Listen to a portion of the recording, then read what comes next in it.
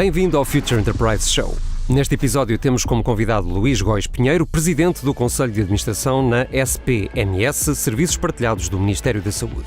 Esta conversa será conduzida por Fernando Bação, professor catedrático na Nova Information Management School da Universidade Nova de Lisboa, e Gabriel Coimbra, Group Vice President and Country Manager da IDC. O Future Enterprise Show é oferecido pela IDC Portugal e pela Nova IMS em parceria com a Nexcellence. Bem-vindos a mais um episódio do Future Enterprise Show, uma iniciativa da IDC em parceria com a Nova IMS e com o apoio da Nexcellence, um programa que pretende discutir os principais temas relacionados com o futuro das organizações numa economia cada vez mais digital. E Future Enterprise, ou Organização do Futuro, ou Empresa do Futuro, é a framework da IDC e a visão da IDC para uma organização que se quer resiliente, ágil e capaz de inovar de uma forma contínua numa economia cada vez mais digital. Cada episódio temos uma conversa com uma personalidade que acreditamos que esteja ou a criar ou a transformar uma Future Enterprise ou a contribuir para o ecossistema de transformação digital em Portugal. E nesse episódio temos mais um convidado muito especial que está a transformar uma grande organização num processo contínuo de transformação, mas também tem vindo a induzir e a acelerar o processo também de transformação digital ou de transição digital da nossa economia e do nosso setor público. Mas para apresentá-lo, tenho aqui comigo o meu co-moderador e amigo, Fernando Bação. Fernando, com força. Muito obrigado, Gabriel. Bem-vindos. O nosso convidado de hoje é o Luís Góis Pinheiro, que é o presidente do Conselho de Administração dos Serviços Partilhados do Ministério da Saúde. O Luís tem uma carreira já longa, apesar de ser um jovem. Já foi secretário de Estado adjunto e da Modernização Administrativa. Teve muitas outras, a sua carreira profissional é composta por muitas outras etapas, mas algumas que são importantes para a nossa conversa de hoje estão relacionadas com o seu envolvimento no programa Simplex e em algumas medidas muito conhecidas como a Empresa na Hora, a Casa Pronta, enfim, uma série de esforços que têm vindo a ser feitos ao longo dos últimos anos pelo Estado para simplificar a sua relação com o cidadão. E o Luís tem estado, em muitas circunstâncias, no centro deste esforço e dessas iniciativas. Luís, antes de mais, bem-vindo, muito obrigado por disponibilizares o tempo para esta nossa pequena conversa.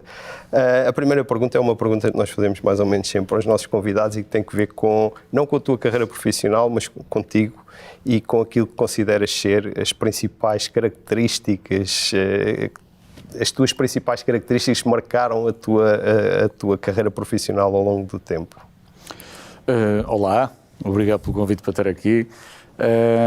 Eu acho que mais que as características, eu sei que não estamos aqui a falar da carreira, mas mais que eu acho que tive muita sorte ao longo da vida e na minha vida profissional seguramente, e portanto tive a sorte de me cruzar com líderes que me ensinaram muito e portanto se a qualidade de ser um bom aluno é uma qualidade relevante, de facto eu acho que a tenho, porque aprendi muito tive a sorte de me cruzar com grandes líderes e de aprender muito com eles, e isso acompanhou-me durante quase toda a minha vida profissional, diria mesmo quase toda.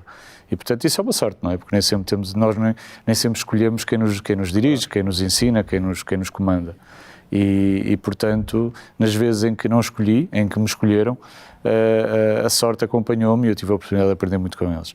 E depois também tive a sorte de conhecer pessoas muito inspiradoras, colaboradores extraordinários que alavancaram muito daquelas que eram as minhas ideias e a minha vontade de dar o meu contributo. E, portanto, acho que ninguém consegue fazer nada sozinho. E, portanto, algumas características que me reconheço, designadamente alguma obsessão por atingir objetivos e por outro lado também alguma criatividade, cairiam completamente no vazio se não tivessem sido acompanhadas destes dois ingredientes.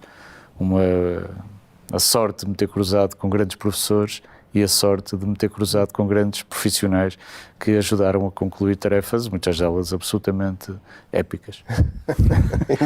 Luís, por falar em épico, as funções que tens agora, ou seja, estás no centro, estás no olho do furacão, como se diz, não é? Portanto, estás a liderar a SPMS, no fundo que tem aqui a responsabilidade da transformação ou da transição digital do setor da saúde e apoiar, enfim, aquilo que é o SNS, e nesse momento de de pandemia. Como é que vês o setor hoje e qual é o papel do digital? Queres contar um pouco como é que tem sido esse último ano? Tem sido um ano de tranquilo, não tem tido absolutamente nada, não é? Portanto, tem sido, de facto, este ano a pandemia apanhou-nos a todos com a violência que sabemos, não é? Com a violência, com a surpresa, virou as nossas vidas todas do avesso. E a SPMS tem tido, de facto, esse papel de estar no centro do que vai acontecendo na medida em que a tecnologia é transversal. Nós, na SPMS, não tratamos apenas tecnologia, mas a tecnologia é uma área muito, muito relevante na organização e é um instrumento que ainda é mais relevante quando, hoje em dia, as relações entre as pessoas processam cada vez mais com mediação digital.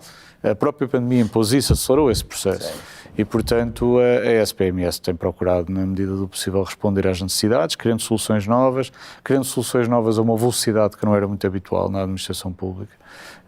E soluções que são, no dia em que entram para o mercado, entram quase para o todo nacional no mesmo momento, portanto, com um nível de escrutínio e de exposição, de pressão que também são invulgares. E, portanto, desse ponto de vista tem sido um desafio muito grande.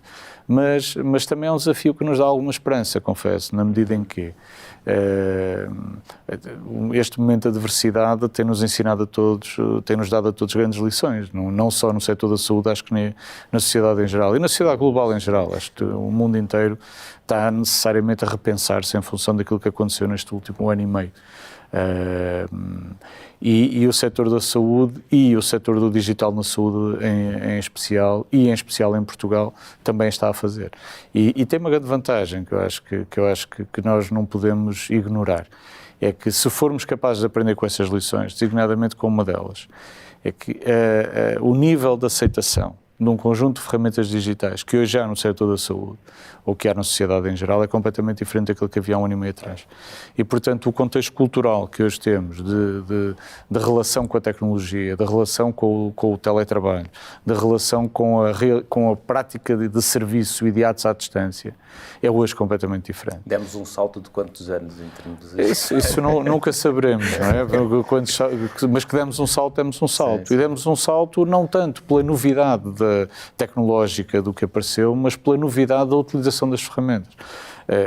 Hoje é vulgar as pessoas terem uma teleconsulta, deixou de ser algo feito por nicho, passou a ser normal, as pessoas relacionarem-se à distância com o setor da saúde. As teleconsultas existem no setor da saúde há mais de 2 décadas, portanto, demonstra que não é a tecnologia que é nova, o que é nova é a mentalidade, é a cultura. E num contexto cultural desses, alavancado agora com o financiamento do Plano de Recuperação e Resiliência, que foi, aliás, aprovado na semana passada e, portanto, muito recente, mas muito estimulante. Eu acho que temos condições para, aí sim, dar um salto muito acelerado na direção de um futuro que se previa mais longínquo do que muito possivelmente será, tendo em conta estes 2 contextos, ou seja, cultura, que é essencial, é provavelmente o maior mobilizador, e o dinheiro, porque é o combustível, não é, que nos permite aproveitar este cenário, que é este contexto cultural que é hoje diferente. Luís,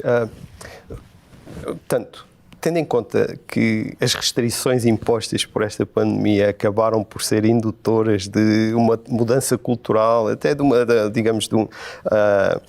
maior criatividade, de uma maior liberdade na abordagem de diferentes soluções e diferentes possibilidades, nomeadamente no setor da saúde, e tendo em conta também o plano de recuperação e resiliência que há pouco estava a falar, como é que tu vês o setor da saúde em Portugal nos próximos 5, 10 anos? Como é que tu achas que ele pode caminhar e digamos, em que medida é que este plano pode ter um impacto positivo nesse caminho? Eu acho que é muito importante ter objetivos e saber para onde queremos ir, não é? Porque esse é o vetor que empurra. Depois a velocidade com que se chega lá é que vai variando em função do contexto e da capacidade de alocarmos os recursos à persecução desses objetivos.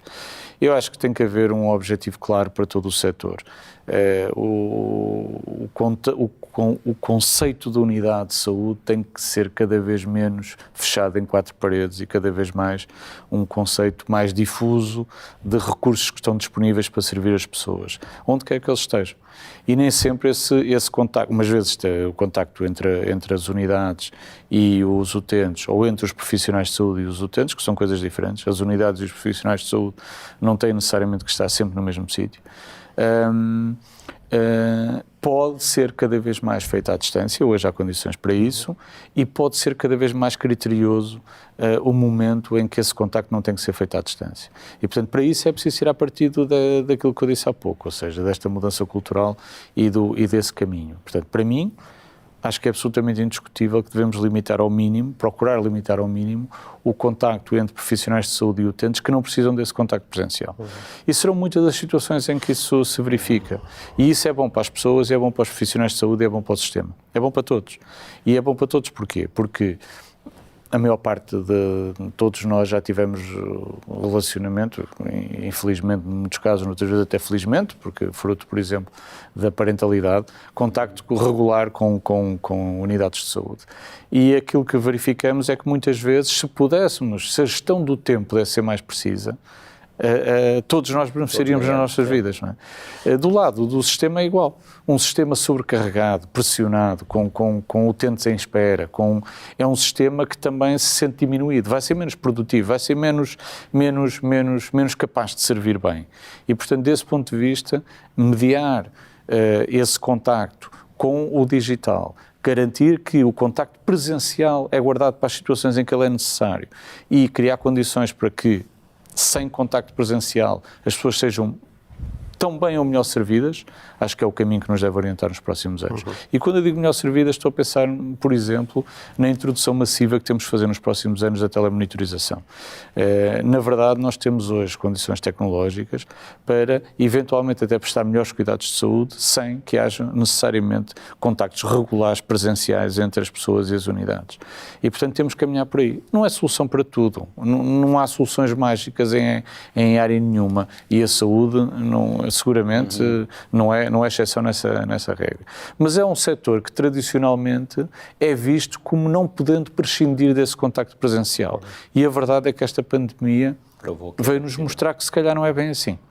E desse ponto de vista acho que o setor pode ganhar com essa lição, porque pode ser de facto muito mais criterioso na escolha dos momentos em que esse contacto é preciso. Ganha o utente, em primeiro lugar, ganham os profissionais de saúde, que podem gerir melhor o seu tempo e gerir com menos pressão, que também é saudável, e ganham as organizações, porque seguramente elas não existem sem ser para servir melhor as pessoas e evidentemente, com os seus profissionais produtivos e satisfeitos. Sem dúvida, que um sistema de saúde mais descentralizado.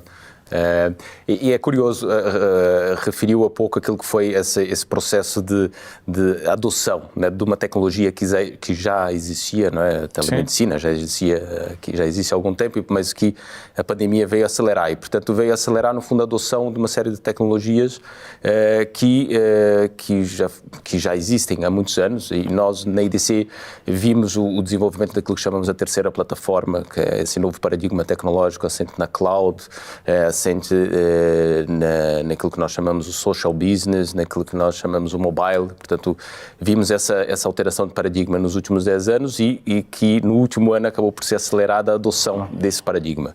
Nós agora estamos a entrar num novo paradigma, aquilo que podemos chamar a quarta plataforma ou whatever, mas que está basicamente assente em temas como em aceleradores de inovação que nós chamamos como o 5G, o IoT, a inteligência artificial. Como é que vês, principalmente, essas novas tecnologias, enfim, como é que isso vai impactar o setor da saúde nos próximos 5, 10 anos? Principalmente a inteligência artificial, sim, o 5G, o IoT. Os cabelos brancos vão-nos dando, não é só a marca do tempo, que significa que também já vimos algumas coisas, não é? E por isso eu há pouco estava a dizer e disse exatamente por causa disto. As tecnologias que nós temos visto nos últimos tempos, que têm vindo a generalizar-se, são tecnologias que estão aí Há anos. Quer dizer, as reuniões, nós não fazíamos reuniões por videoconferência, não era por falta de plataformas que nos permitissem ter reuniões por videoconferência. Eventualmente as plataformas hoje estão mais eficientes e estão mais capazes, mas quer dizer, não era por falta de meios tecnológicos que elas não eram feitas. E hoje todos nos questionamos como é que passámos tantas horas em reuniões presenciais e a deslocar-nos fisicamente entre cidades no país, quando afinal era tão simples reunir-nos à distância. Portanto, e o que é que eu quero dizer com isso? Quero dizer que ao fim destes anos, e olhando para trás, percebemos que muitas vezes as soluções para os problemas das pessoas estão aí há anos. E nós temos sempre tendência a achar que a solução está ao virar da esquina, quando muitas vezes ela está aí nas nossas costas. Já passámos por ela e desvalorizamos a sua relevância. E, portanto, eu acho que se calhar nos próximos 5 anos, sem prejuízo de, evidentemente, eu acho que o Estado tem uma obrigação nessa matéria, estar sempre atento às franjas da tecnologia e de experimentá-las, porque também tem essa obrigação, tem a obrigação de não ficar de fora, não ficar só à espera de ver o que é que o setor privado encontra e se funcionou lá, então vamos experimentar cá. Não, o Estado tem uma obrigação de estar na linha da frente com os privados a experimentar coisas novas, até porque o Estado tem essa capacidade. Pode, de facto, alocar uma parte dos seus recursos nesse caminho. Mas não vai ser seguramente com as franjas que nos curto prazo se vai mudar o mundo. E, portanto, eu acho que a inteligência artificial está aí no nosso dia-a-dia. Isso aí, nós é que tendemos a pensar nela muitas vezes, a pensar em robôs que falam, ou que andam e que interagem. Mas, na verdade, quando ligamos o motor de busca, quando hoje em dia poucas são as ferramentas que não têm de alguma forma, que não usem alguma tecnologia que assenta no machine learning ou em outras tecnologias, vulgarmente conhecidas como inteligência artificial. Mas não acho que seja por aí que vai dar o grande salto, embora, atenção, nos próximos 5 anos passam no instante, não é? 10 anos, acredito que sim, acredito que cada vez mais, em termos de apoio à decisão, a inteligência artificial possa dar aí um salto. No apoio ao diagnóstico, com tratamento de dados de imagiologia, no tratamento até de informação em linguagem natural dos relatórios médicos. Há sempre caminhos onde a inteligência artificial poderá dar um contributo. Não sei se será tão revolucionário como será a adoção de tecnologias que já têm 20 anos e que têm estado na prateleira em vez de estarem no dia-a-dia das pessoas. Acho que esse vai ser mais transformador. Ok, muito bem. Luís, eu queria voltar àquela questão do impacto da pandemia e por aí. Portanto, com esta pandemia tivemos restrições, essas restrições obrigaram-nos a adotar tecnologias que, como já disseste, estavam disponíveis há bastante tempo, mas tivemos mesmo que as adotar.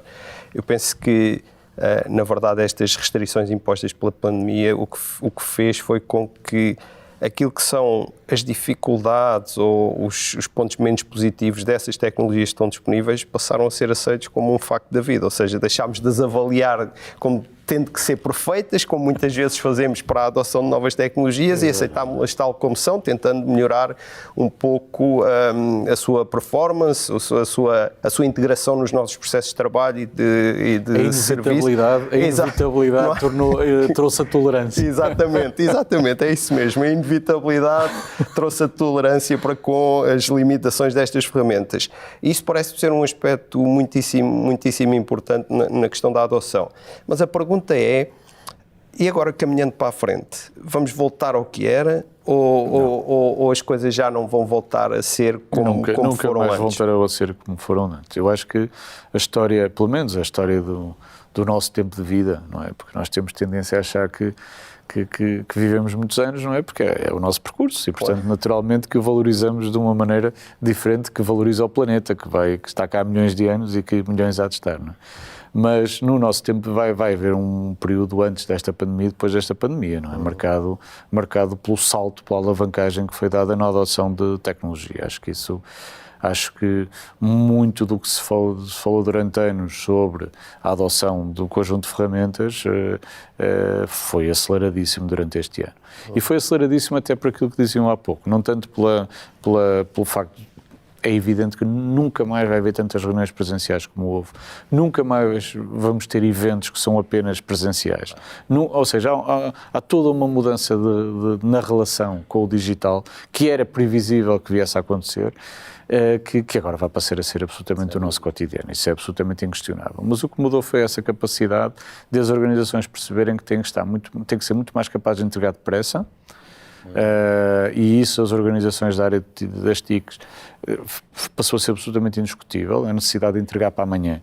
A necessidade de entregar para amanhã bom, não é? E a necessidade de corrigir em movimento a uma velocidade muito grande.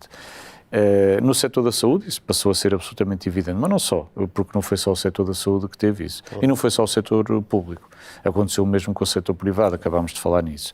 A velocidade com que as grandes empresas de tecnologia procuraram aperfeiçoar as ferramentas que tinham, permanentemente com lançamentos de novas funcionalidades que poderiam vir em resposta das necessidades que os novos utilizadores foram sentindo, também mudou a forma de trabalhar. Quem esteve no setor que evoluiu de forma muito significativa neste último ano e meio, mudou a forma como trabalha. E, portanto, muito mais criativo, muito mais inovação, mas inovação logo para entrega, não é inovação para agora vamos ver como é que... Entregar. É para entrega e, portanto, é essa mentalidade eu acho que vai ficar durante bastante tempo e provavelmente vai se enraizar e vai-se transferir para o todo da sociedade. Com as consequências boas e más que daí tem, que nos obriga a todos a ter um cuidado, que é o de não deixar ninguém para trás. Porque este novo mundo é um mundo que seguramente não será menos competitivo que o anterior. Não, e seguramente não será menos promotor de exclusão do que o anterior. E, portanto, a obrigação depois da sociedade é garantir que os menos aptos a competir num mundo que vai ser mais competitivo, não ficam para trás. Pois esse é um grande desafio, não é? Nós de facto estamos não numa era de mudança, mas estamos a mudar a era, não é? Estamos a entrar num novo paradigma económico, tecnológico, social. É de facto um desafio não deixar ninguém para trás, até porque nós o que temos visto é que aquelas nações, sociedades que têm maior maturidade digital, têm sido capazes de acelerar mais rápido e ultrapassar, no fundo, o desafio da crise, quer seja sanitária, quer seja económica, não é? Portanto, há aqui há um desafio enorme e é um desafio que, de facto, exige uma outra aceleração, outra velocidade, como o Luís dizias há pouco, exige, de facto, outra velocidade. E agora, com o PRR, imagino que ainda vamos ter aqui mais combustível para acelerar ainda mais. Como é que se consegue acelerar ainda mais, ou seja, nessa produção e nessa entrega rápida? Eu acho que é reinventando-nos, ou seja, porque nós durante a pandemia necessariamente tivemos a olhar para o curto prazo, não é? E nós, ainda que eu falo pela SPMS, nós tivemos sempre uma preocupação que, na medida do possível, de que as entregas do curto prazo fossem enquadradas numa visão de médio prazo. Com o objetivo quase, muitas vezes obsessivo, de tentar reaproveitar isto. Quando isto acabar, isto vai nos servir para aquilo. Claro. Ou vai nos servir para... Porque todos esperamos que um dia a pandemia possa ficar completamente debelada e deixar de ser uma presença nas nossas vidas, não é? Mas eu acho que a diferença vai ser essa, ou seja, é começar a investir de facto com tudo o que aprendemos, no contexto que agora temos, procurar provocar transformações que são mais profundas e mais sólidas, não é? Porque o curto prazo tem esse problema muitas vezes, que é, se não for muito bem enquadrado em programas de mais longo prazo, corre o risco de ser apenas para a criação de coisas efêmeras, que claro que no meio do efêmero depois vem uma peneira e há meia dúzia que ficam e que florescem, mas não. Pois, porque o PRR traz aqui, ou seja... eu imagino que grande parte do PRR seja para também fazer a tal transição digital que vocês têm feito, não é? O da transformação digital na área da saúde tem 4 pilares, o PRR. O primeiro é o das infraestruturas, que é evidente, que em muitos casos precisam necessariamente ser robustecidas. E a nossa preocupação principal no curto prazo vai ser elevar a nossa capacidade de armazenamento de dados. Porque isso é importante para o presente, mas é muito importante para o futuro. E há muito dado que nós não aproveitamos, que deitamos fora, que se torna, porque o custo quando o armazenamento é tendencialmente limitado, deixa de valer muito a pena. E a utilidade do dado não é imediata, temos tendência a desprezar. O nosso caminho vai ser o contrário, vai ser de dotar-nos de capacidade de armazenamento muito superior àquela que temos hoje, com o objetivo de guardar tudo o que pudermos, porque seguramente que vai ser útil. Seja, não se podemos não estar a ver agora em quê, mas vai ser útil de certeza. Estão a ver os dados não como um custo, mas sim como um valor que pode ser... Tem que ser guardado e que tem que ser estimado. Depois, evidentemente, que temos que pensar pensar no passado, não é? E, portanto, nós temos um passado muito atomizado, com muitas unidades locais que precisam de centralização, portanto, a parte infraestrutural também vai ter esse caminho de maior centralização, em menos unidades, mais robustas, com outra capacidade de lidar com problemas, que também é relevante. No caso dos sistemas de informação, há 2 pilares, dos sistemas de informação mais dirigidos aos profissionais e outros para os cidadãos. No caso dos profissionais, a prioridade vai ser claramente a maior mobilidade dos profissionais, portanto, mais teletrabalho. Tem que ser possível. Hoje acho que todos ficamos com a certeza de que quanto maior for a mobilidade profissional, maior será a capacidade que ele terá de compatibilizar a sua vida laboral com a sua vida pessoal, seja ela familiar, seja ela individual, e isso é essencial. E, por outro lado, com a telesaúde, com a possibilidade de ele ter ferramentas que lhe permitam lidar com os utentes à distância. E, portanto, esse é claramente são os vetores das ferramentas para o profissional. O caso cidadão, é ele não se sentir sozinho, que acontece muitas vezes, não é? Aquelas paredes muito altas que muitas vezes a administração pública aparenta ter, sem portas nem janelas, e o cidadão de lá de fora a tentar encontrar um caminho. Não pode ser assim. E o digital aproxima das pessoas, mas nem sempre aproxima da melhor maneira. E eu estou a falar das pessoas com literacia digital, não estou a falar das outras. Todos nós já passámos demasiado tempo à procura num site de qualquer organismo da administração pública onde é que está aquilo que queremos. Não é? Porque muitas vezes as ferramentas estão lá, até ouvimos na comunicação social que estão disponíveis, mas depois encontrá-las.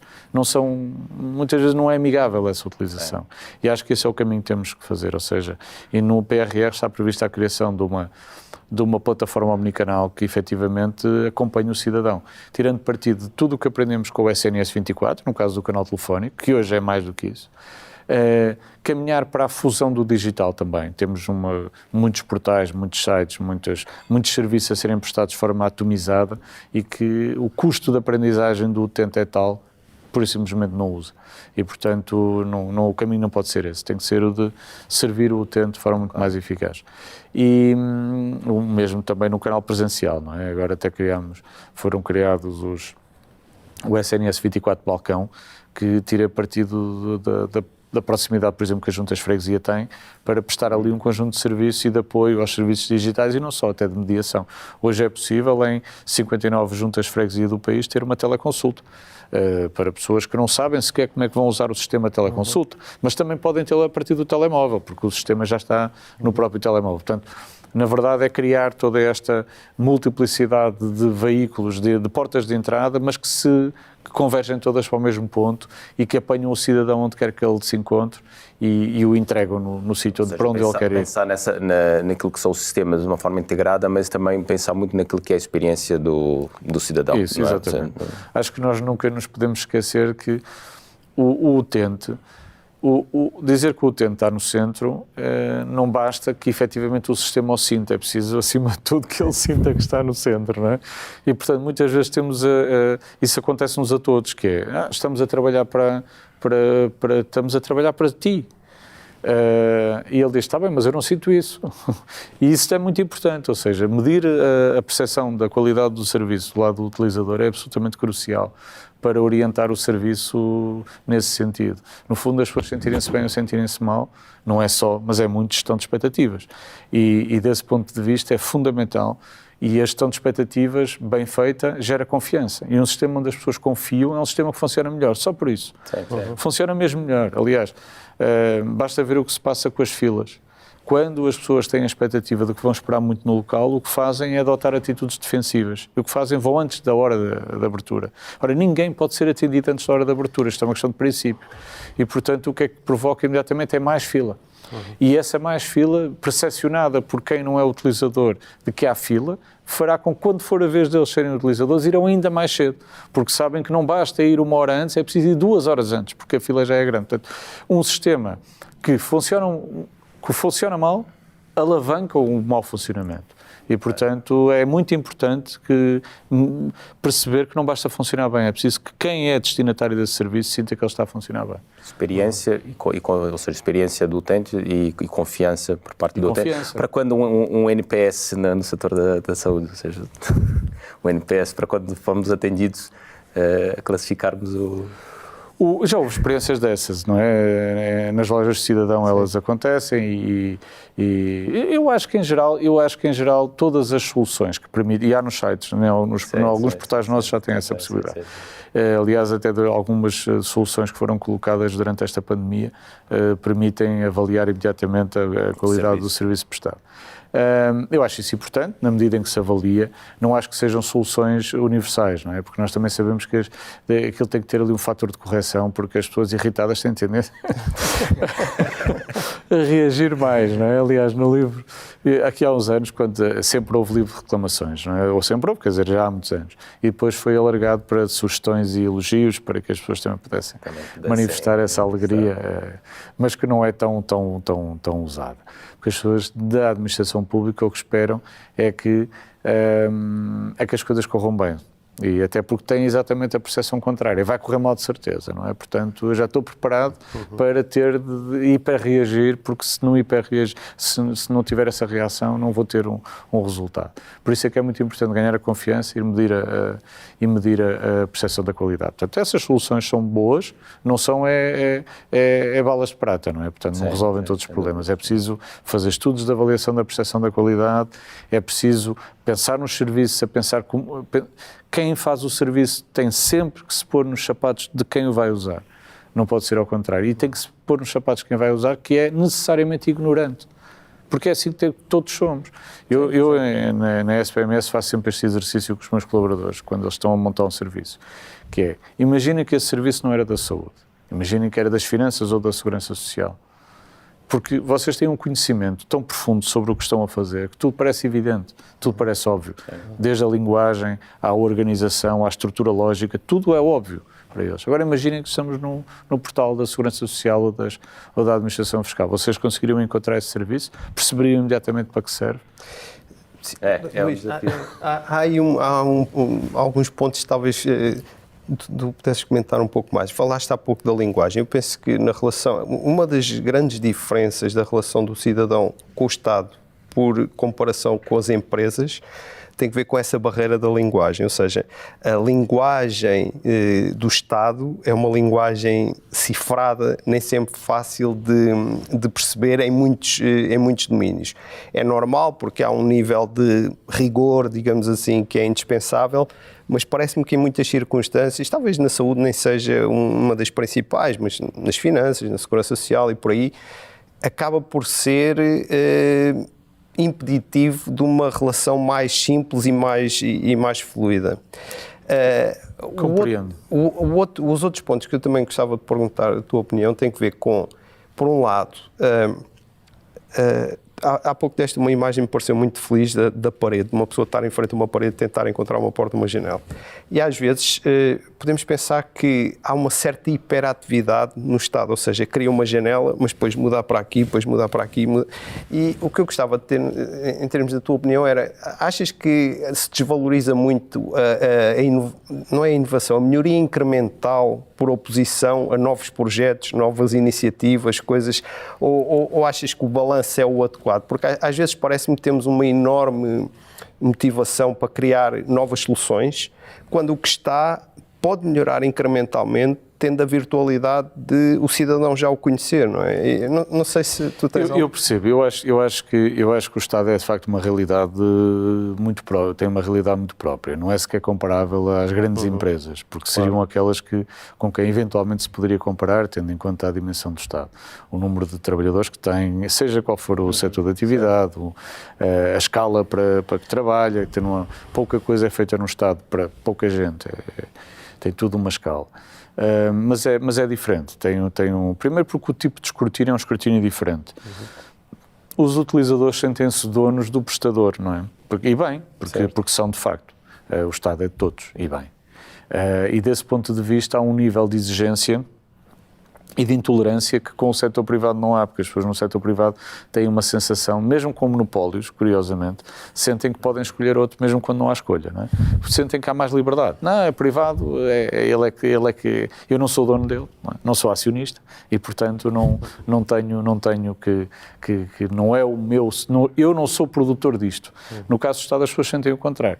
E, portanto, esse tipo de escrutínio é um escrutínio que é diferente e que gera também uma atitude diferente. E porquê? Porque a inovação do Estado não é assim muito valorizada, atenção, é mesmo bastante penalizada, porque a inovação no Estado normalmente tem que ser feita sem falhas, não é? E a inovação é da natureza da inovação acertar umas vezes e falhar outras. E esse tipo de raciocínio no Estado não existe com essa dimensão. A experimentação não é muito bem recebida. A inovação, eu se calhar expliquei mal, a inovação é bem recebida desde que não se falhe. Exato, desde que esteja perfeito. Desde que acerte sempre, não é? Mas é verdade, é mesmo assim. E é assim porquê? É assim porque o nível de escrutínio é um escrutínio que o privado não tem, não é? E portanto, sabemos, quem há muitos anos gera serviços no Estado, que todas as imperfeições vão ser notadas e exploradas e as virtudes menos valorizadas. Exatamente, menos valorizadas. Mas faz parte da natureza da forma como se processa. Acho que aqui a forma de fazer evoluir isso, porque o Estado precisa que isso evolua, precisa para que tenha menos medo de inovar e precisa para que tenha menos medo de fazer inovações incrementais. Porque depois o que é que acontece? Como há este conservadorismo, porque o risco de falha, a penalização do risco é incomparavelmente superior à remuneração do mérito, não é? Ou seja, o risco é aconselho a não mexer, porque o erro é muito penalizado e o acerto é pouco remunerado. Os saltos são quase sempre de grande escala. Quando os políticos, e daí o peso, e o Estado é demasiado verticalizado, o peso de algum novo dirigente político ou dirigente da administração que resolve, não, eu quero mesmo fazer isto, e então, em regra, há um projeto novo com uma dimensão nova e dá-se um salto para uma coisa nova. Ou seja, os pequenos saltos incrementais vão sendo feitos, evidentemente, mas tem sempre esta componente. Estamos a lidar com um contexto que é sempre conservador, tendo em conta isto. Se falha, é muito penalizado, se acerta, está tudo bem. É o que era de esperar. É o que era de esperar, exatamente. Mas desculpa, mas deixa-me só dizer uma coisa. Tu achas que há viabilidade ou que seria necessário ter a possibilidade, porque pronto, neste contexto digital nós podemos fazer experiências para partes muito reduzidas do universo que estamos a servir. Eu penso que em geral isso não acontece muito na inovação e mesmo no progresso incremental no Estado. Achas que seria desejável, em vez de estarmos 2 anos a trabalhar num enorme projeto, depois no dia X vai ser libertado para toda a população, tentar trabalhar mais, digamos, num paradigma de prototipagem em contexto limitado e tentando ir aprender. Na verdade, o tema, por exemplo, agora das vacinas até foi um bocadinho assim, não é? Sim. Porque nós começámos com faixas etárias muito limitadas, foram-se aprendendo. Sim, não, ou seja, acho que sim, no sentido em que nós devemos o produto não deve ir para o mercado sem estar desenvolvido. Mas o problema é depois o conceito, ou seja, eu entendo que um produto só está finalizado quando está disponível para todos. Certo. Há quem entenda que ele terminou quando se começa o piloto. Ora, esse é o problema, pois temos muitos projetos, infelizmente, que não saem do piloto, porque não chegam a ter confronto efetivamente com o mercado, nunca chegaram a sair do laboratório. E esses o problema, na administração pública também acontece isso, porque a parte difícil não é tanto desenvolver um projeto, os projetos são relativamente fáceis de construir, ou com a prata da casa, ou contratando serviços ao setor privado, os projetos da área tecnológica fazem-se. O que é difícil é gerir a mudança dos utilizadores, porque normalmente os utilizadores são muitos. Nós não estamos a trabalhar para um escritório de 20, 30, 40, 50 pessoas. É rara a intervenção que não tem como destinatários, no mínimo, centenas de milhares de pessoas. No mínimo. Às vezes milhões, como essas que falámos agora. Portanto, a necessidade de segmentar, no caso da vacinação ou de outras, resultou de variedíssimas razões, até tecnológicas, para evitar servir mal os que deviam ser bem servidos, com o objetivo de tentar servir todos ao mesmo tempo. Não é? Depois também tem uma componente que a vacinação é conhecida, que é a cadência de chegada de vacinas. É um dado que vai sendo cada vez mais previsível, mas ainda assim incerto. E, portanto, estar, por exemplo, a abrir as agendas até outubro, para que as pessoas possam agendar, ainda que em função da sua faixa etária, pode vir a defraudar as expectativas de quem se agendou, porque efetivamente depois, nessa altura, não há vacinas para esse agendamento, e pode dar e impede que, por exemplo, se possa ir corrigindo com a chegada eventual de vacinas mais cedo do que era esperado, a esse tipo de agenda. Portanto, depois, claro que se conseguirmos trabalhar para faixas de 200, 300 ou 400 mil pessoas é diferente do que trabalhar para 10 milhões. E até tecnologicamente é completamente diferente. O tipo de infraestrutura que nós teríamos de ter disponível para servir 10 milhões em simultâneo é provavelmente irracional, porque na verdade iríamos servir mal as pessoas, quando na verdade é mais inteligente segmentar. Pronto, no fundo é isso. Portanto, eu não diria que aí às fases de experimentação o sistema é o mesmo, não é? Estamos a servir a população da forma, lá está, que é percebida pelo utilizador até com melhor qualidade. As pessoas estão à espera da sua vez e aguardam por ela porque sentem a cadência da chegada. Quando se agendam-se para um período de 15 dias a 3 semanas, tendencialmente. E, portanto, há sempre uma noção de proximidade que também ajuda a gerir expectativas. Sim. Não, falávamos um pouco sobre a inovação na administração pública e a verdade é que a SPMS tem feito aqui imensas inovações nos últimos anos e assemelha-se, ao contrário, se calhar, de outros organismos da administração pública, mais como uma espécie de startup. Parece que é uma espécie de startup dentro da SPMS.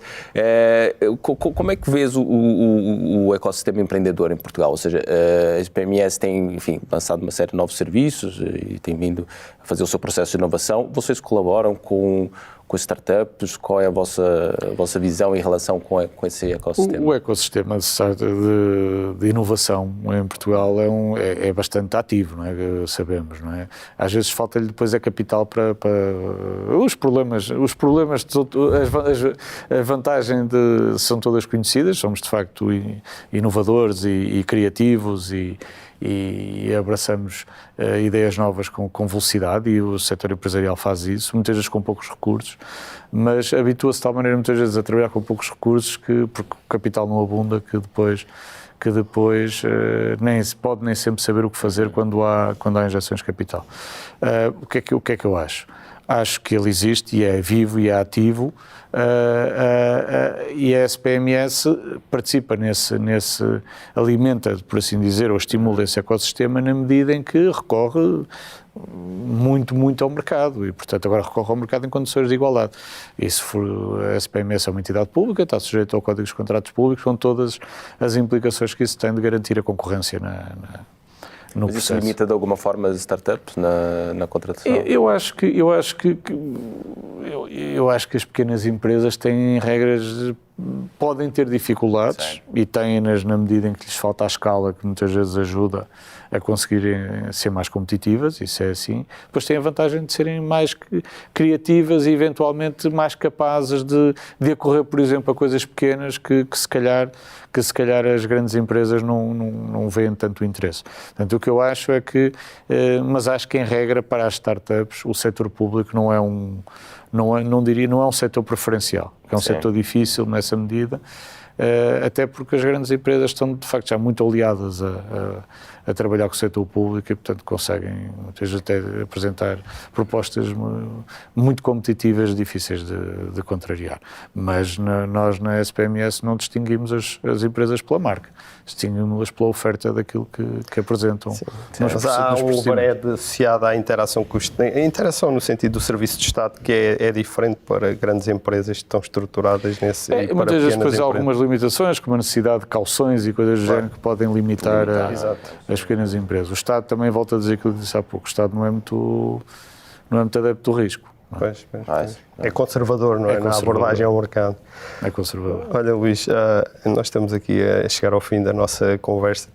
Passou muito rapidamente, tem sido super agradável. Passámos agora só por duas questões de natureza um pouco mais pessoal. Uma coisa que nós temos perguntado a todos os nossos convidados tem que ver com... tu tens filhos? Todos nós aqui temos filhos. E, ainda portanto, bem. Como pais, temos de dar alguns conselhos inteligentes às nossas crianças. E o que eu te queria perguntar é, quando os teus filhos, eu penso que tens já nessa fase, estão a entrar na universidade, no mercado de trabalho, quais é que tu achas que são os conselhos relevantes, ou aqueles que te parecem apropriados dar a um filho nessa altura? O que é que... Eu tenho um filho na universidade já e posso até aqui reproduzir o conselho que lhe dei, não é? Que é normal que eu e a mãe, que tivemos percursos diferentes, quer eu, quer a mãe do meu filho mais velho, somos juristas e, portanto, tiramos o curso de Direito na mesma universidade, na Faculdade de Direito da Universidade de Coimbra, mas tivemos percursos diferentes. Eu fiz a minha formação no secundário em Ciências e depois, inclusive, estive na Faculdade em Química e depois mudei a meio e fui tirar Direito. No caso da mãe do meu filho, fez a formação toda em Humanísticas, seguiu para a Faculdade de Direito, portanto, seguiu o caminho tradicional. E aquilo que ambos aconselhámos o nosso filho foi a ter a formação mais eclética possível. Ele desde muito cedo disse que queria tirar Direito, está na Faculdade de Direito da Universidade de Coimbra, como os pais andaram, mas o conselho que lhe demos foi de que fizesse a formação em Ciências durante o ensino secundário. Que não ficasse limitado, por exemplo, nos conhecimentos de matemática, que muitas vezes assim, as pessoas que seguem humanísticas têm, uma vez que a matemática que já existe hoje no secundário, nas áreas mais ligadas às ciências humanas, ainda assim é uma matemática muito menos exigente e muito menos aprofundada do que aquela que é dada na área das ciências. E, portanto, o conselho que lhe demos foi esse, e foi o que ele fez. Ele fez até o 12º ano na área da ciência e depois foi para Direito, como tinha dito, desde sempre queria ser. Ir para Direito por vocação e não como refugiado da matemática, não é? Não, isso sim, isso seguramente. Não, seguramente, mas a ideia, no fundo, o que é que estava por trás deste conselho? O conselho é a necessidade de... uma visão mais ampla. É muito difícil saber para onde é que a vida nos vai levar, claro. Não é? E, portanto, mais vale termos os instrumentos mais... quanto maior for o leque de ferramentas, maior será a capacidade somos nós que temos que nos adaptar à vida, não é ela que se adapta a nós, não é? E, portanto, se nós tivermos um leque maior de soluções, seguramente será mais simples a adaptação. Eu andei em Química, não é? Como disse, depois tirei o curso de Direito e, na verdade, o que tenho feito é gestão. Portanto...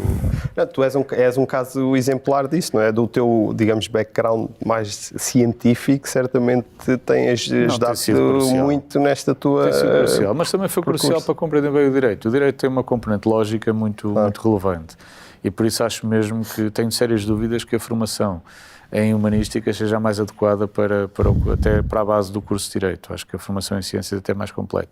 Mas neste caso concreto a ideia base é essa, quanto mais adaptável possível, porque a vida muda a uma velocidade e quanto mais funilar o percurso o mais tarde possível, não é? Ou nunca fazer. Na verdade é um bocadinho como falámos há pouco em matéria de evoluções incrementais, é depois fazer estudos, shots de estudo especificamente para determinados pontos, mas não se especializar em demasia. Acho que durante muitos anos pensámos que a especialização era o caminho, e podia ser, mas é roleta, claro. É roleta, não é? Se o mundo virar para o meu caminho, para aquilo em que eu me especializei, vou ter sorte, vai-me correr bem, mas aumenta muito a probabilidade de correr mal. E nós não temos uma segunda vez, não é? Portanto, já estamos a descobrir para fazer o restart. Não dá para fazer um teste. Luís, então já estamos aqui a descobrir que aquela tua característica, que era a sorte, que referiu que a sorte acompanhou o percurso profissional, no fundo, era muitas opções e a probabilidade da sorte bater a porta aumentou. Portanto, é uma questão matemática. Acredito que sim, acredito que isso ajuda. Ajuda a estar mais disponível para receber a sorte. Certo. Alguém disse que esta coisa de ter sorte tem-me dado imenso trabalho, não é? Para terminar, Luís, ou seja, já deixamos aqui as recomendações para os nossos filhos, agora para nós, mais velhos, sugestões de leitura. Há 2, 3 livros que te marcaram a nível profissional, a nível pessoal. Há um autor, autor de que eu gosto bastante, que é o Kafka. Eu li o Kafka quando era novo e de vez em quando revisito sem grande profundidade, porque Kafka tem uma leitura existencialista muito perturbadora. Já sei de onde é que vieram os muros altos sem janelas. Mas por essa visão, pela estética da escrita, que acho que de facto é de uma mente genial e acho que inspiradora a esse nível, e pela forma absolutamente acutilante com que aponta, no caso do Processo ou do Castelo, essas características da forma como o Estado opera que têm, no fundo, norteado aquilo que eu vou fazendo na vida. E, portanto, identifico muito com ele, nos diversos livros que escreveu. Agora, sim, é preciso ler com conta, peso e medida, porque não faz bem à saúde. Muito bem. Fica aqui a sugestão, Luís. Olha, a conversa foi ótima, ultrapassamos aqui imenso o tempo, mas acho que foi bom. E acho que quem depois nos ouvir também achará. Acho que foi interessante vermos aqui um pouco esse percurso profissional e depois os desafios que o nosso SNS tem e o papel da SPMS. E ficam aqui também as recomendações para os nossos filhos naquilo que vai ser certamente um mundo cada vez mais volátil, enfim, e que temos de estar preparados para ele. Portanto, muito obrigado. Fernando, algum comentário Luís, final? Foi um gosto esta conversa. Muito obrigado mais uma vez pela disponibilidade por estar aqui hoje. Espero que a gente possa repetir daqui a algum tempo para vermos também o impacto do plano, do que se vai fazer. Exatamente, do que se vai fazer. Fica combinado. Fica combinado, daqui a uns tempos voltamos a falar. Então, Luís, foi um gosto. Obrigado pelo convite, foi um gosto para mim estar aqui também. Obrigado, Luís. Obrigado. E assim terminamos mais um episódio do Future Enterprise Show, uma iniciativa da IDC, em parceria com a Nova IMS, com o apoio da Nexcellence. Até breve. Obrigado.